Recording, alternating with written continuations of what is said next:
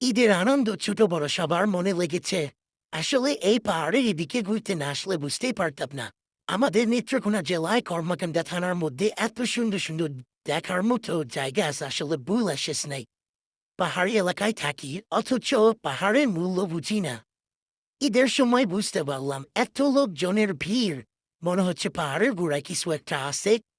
এই লোকজনের ভিড়ে আমিও আসলাম খোঁজার জন্য যে পাহাড়ের ভিড়ে কে লুকিয়ে আছে। দূর থেকে কত সুন্দর দেখা যাচ্ছে দেখেন, আর তার মধ্যে কত রকমের মানুষ দেখ, কত কত বাহারি রঙের পোশাক পরা ছোট বড় সবাই মিলে ঘুরতে আসছে। এই জায়গাটার নাম হচ্ছে পাঁচগাঁও চন্দ্রডিঙ্গা। যদি কেউ নেত্রকোনার এদিকে কোনোদিন এসে থাকেন তাহলে এই পাঁচগাঁও চন্দ্রডিঙ্গা অবশ্যই আসবেন। তবে এখানে পর্যটকের থাকার জন্য যদি কোনো রকম ব্যবস্থা করা হয় তাহলে আরো লোকজনের জন্য সুবিধা হবে। এখানে কোনো পর্যটন কেন্দ্র নাই, এর জন্য অনেকে আসতে পারে না বা আইসাও দিনে দিনে চলে যেতে হয়। এখানে জার্নিটা অনেক বেশি হয়ে যায়। তো সবাই কমেন্টে জানাবেন ভিডিওটা কেমন হলো।